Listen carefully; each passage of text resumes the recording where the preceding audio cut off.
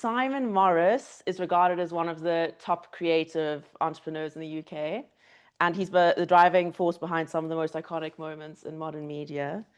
For the last decade, he served as the chief creative officer at Amazon, where he helped shape the brand's global identity into what we know it today. And he was behind iconic campaigns like the unforgettable Alexa Super Bowl ad and the 2020 Amazon Xmas ad, which he was nominated for multiple Emmys, which I personally think you should have won. Oh, thank you. You're welcome. You co-founded Love Film, Film, yeah. the streaming pioneer that laid the groundwork for Amazon Prime Video, which I use nightly. Along the way, you were also put into the UK Marketing Hall of Fame. I was, yeah. Yeah, my mum was very proud of that. When looking back, even though this is such a massive question because it's so many years and so much hard work, but what key moments defined your path as both a creative and as a business leader?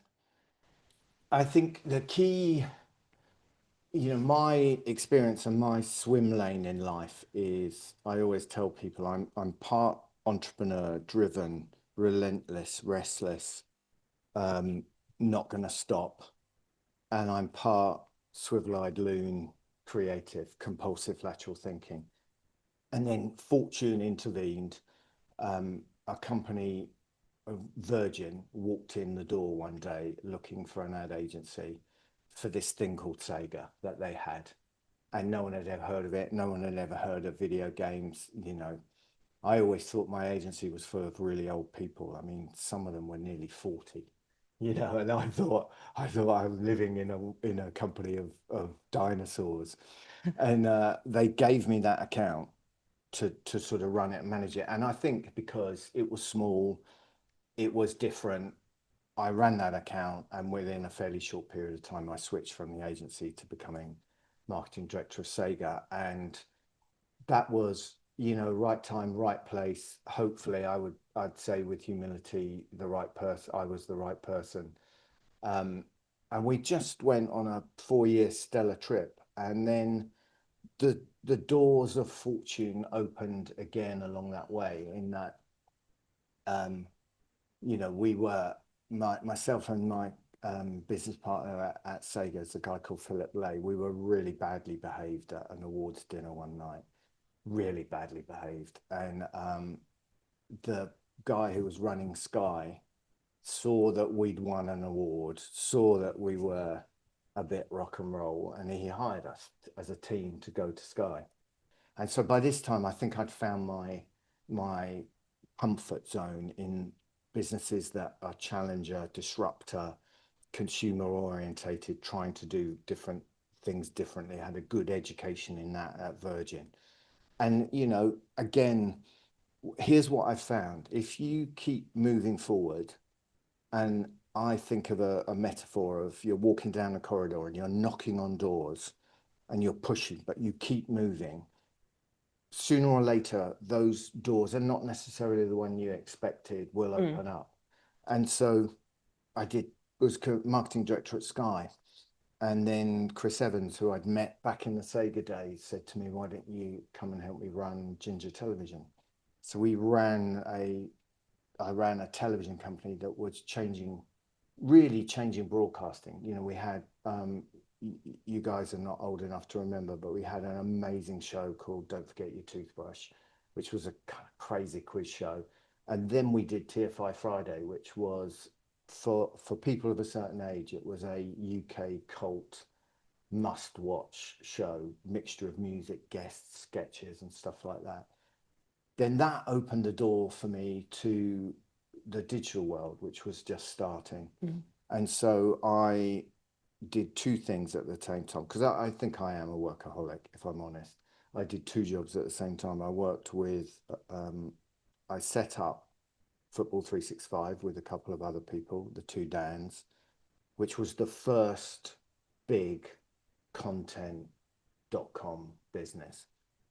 But I had been introduced to a bloke called Mike Lynch, who was a genius Cambridge graduate professor who developed a software business called Autonomy. And I had a foot in both of those camps. And then that opens the door to something else, and that opens the door to something else. And then really, after my, I had a bad patch at the turn of the century. When I came back from that, I came back with people that I knew, and that's how Love Film started. And then the rest of that journey just really took care of itself. We built Love Film with an absolute passion that the existing marketplace was wrong. High street rental stores that didn't have stock, didn't have all the titles, charged you fines if you were late with your disc. Awful. Was horrendous. I remember that so clearly. And so we were hell bent on ripping that up and, going for them. And then the Amazon journey took care of itself. And then again, that door of fortune opened in that I got a seat at the table working with people like Neil Lindsay and Mike and Jeff Bezos. And you worked with Branson and Murdoch? I worked with Branson, well, mainly his brother-in-law at Virgin, because Sega was a Virgin business. Then I went to work for Mike Lynch, who's an incredible human being. I'd love to make a documentary about him. And then I worked for Murdoch in the kind of glory days of the 90s. And then I ended up working for Bezos. Jeff Bezos. Yeah.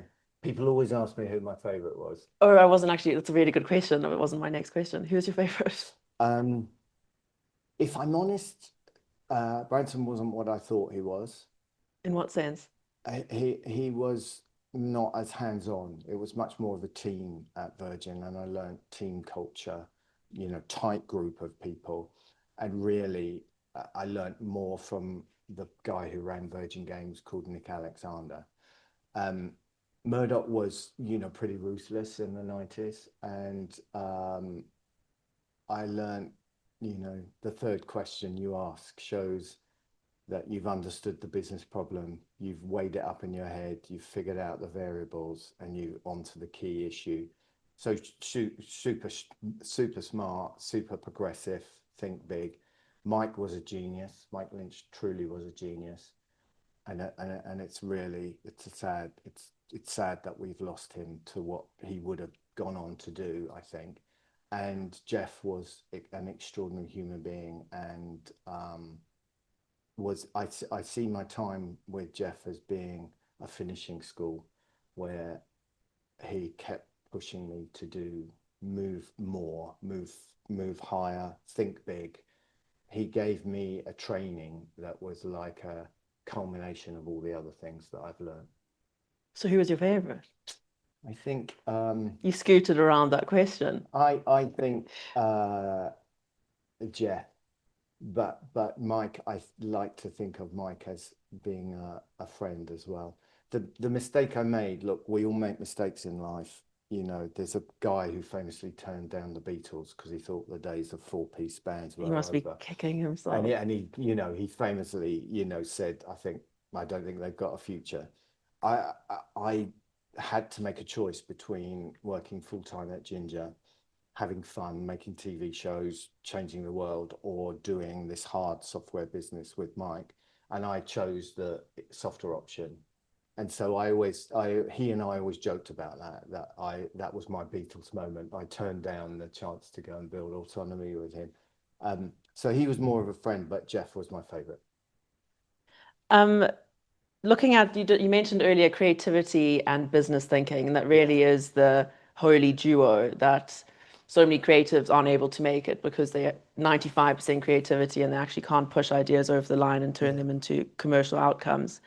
So what do you think makes an idea both brilliant and effective with so many years in the marketing space? Oh, that is a good question.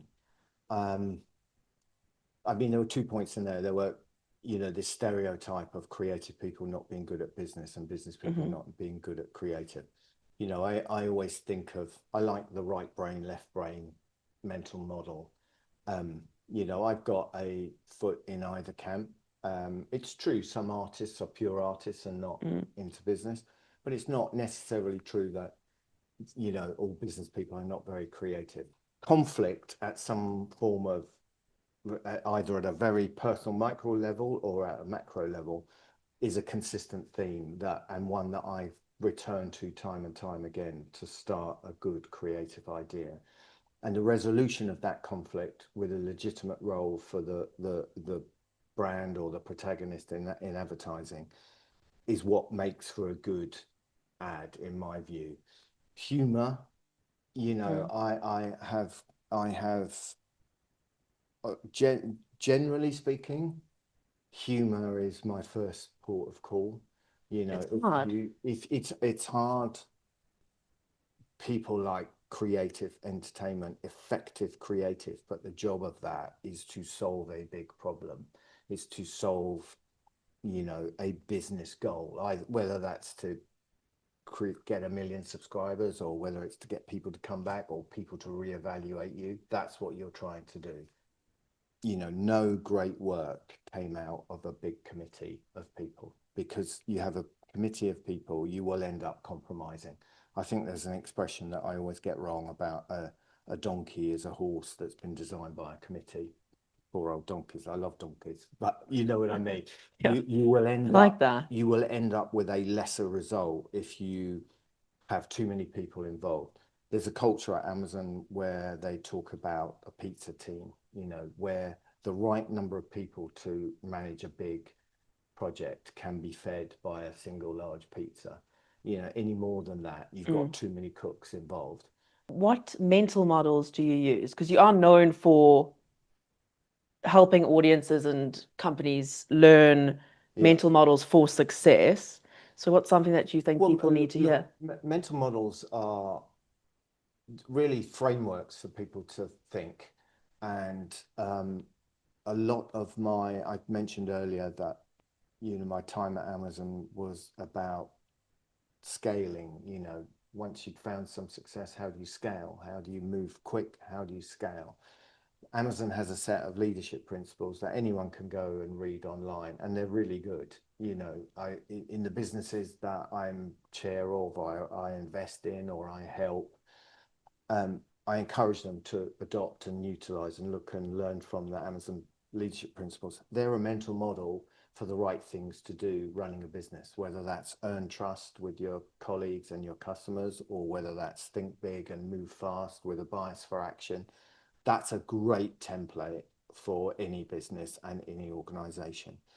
I have a mental model for immediately framing the business task that is in front of me. I think about whether it's commercially driven, whether it's category driven, or whether it's brand driven. The best work does all three of those things, right? And that's the art, is to find work that I'm sort of drawing with my hands here, a Venn diagram. The best work is the stuff that is at the intersection of those things. Similarly, I try and build, and I encourage people that I work with to build a personal mental model. My personal mental model is doing things with people that I like, doing things that have purpose. That doesn't necessarily mean, you know, charity, but purpose. Things that, I'm interested, of course, I'm interested in AI that is going to hopefully end up creating consumer purpose. I am involved with the London Museum as a governor, which is unpaid and hard work and pretty relentless, but it has a purpose to it, and I like the people. And then I have to, the third part of my personal mental model is to think about whether that is the best use of my time. I know I don't look it, but I am old now, and time is the most valuable thing that I have. So I'm not going to waste a day on something that is not driven towards some sort of purpose, is not with people I like and respect and want to work with, and is not the best use, and I'm not remunerating myself with the best use of my time. And that has been an amazing lens for me to look at life in the last couple of years, since I left full-time employment and did a plural life. But there are other mental models along the way that there is a creative people do not like formulas.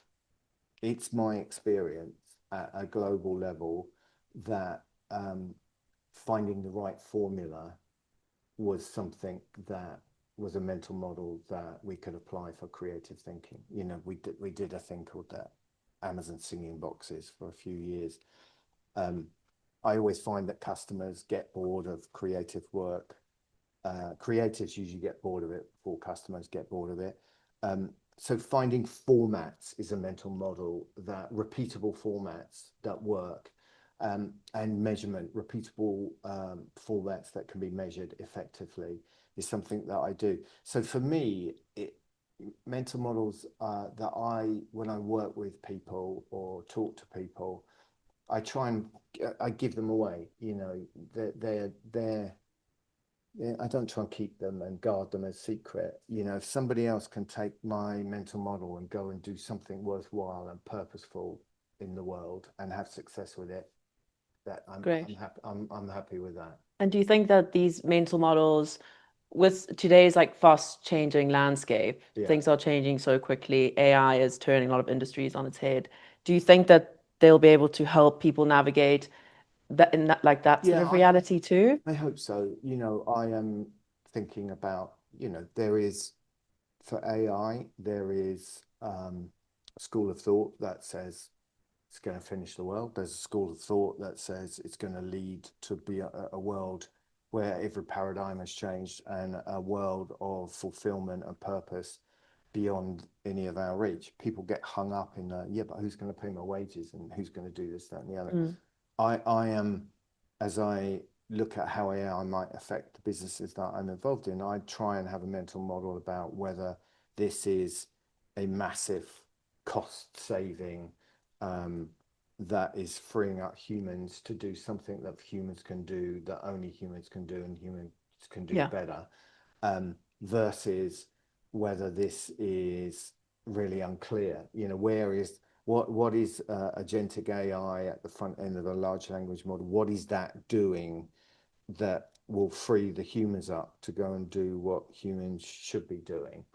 So I would hope, that I've got a pocket full of mental models that I share, that I hope are useful. There's a great expression at Amazon. These are our principles. And then it always says brackets, unless you have a better one, by which it means, if you're really sure, it means we're always open to iteration and evolution and development. My mental models, here are my mental models, use them, brackets, unless you've got a better one. Or build on them, maybe change them. That's what I mean. It's great. And, take them, make them your own and build on them. Regarding mental health, you've battled addiction, neurodiversity, and other mental health issues. Yeah. How has that informed your leadership in any way? And what message would you like to leave with audiences? My conditions, addiction, depression, obsessions, nearly killed me. I've had a reprieve from that, ironically, by following another mental model, a well-known mental model.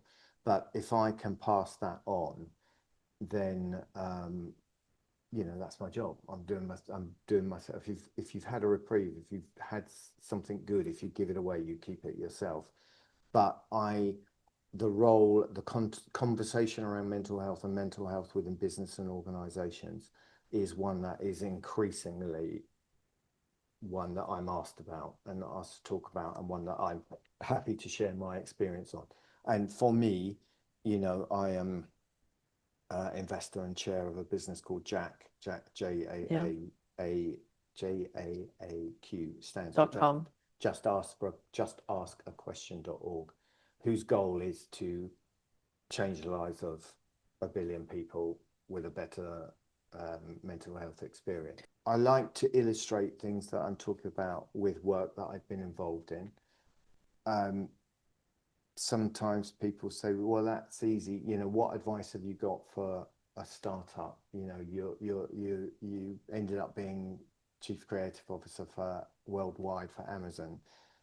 How do I apply that to this business that I've started with my partner, and we're on a very different scale.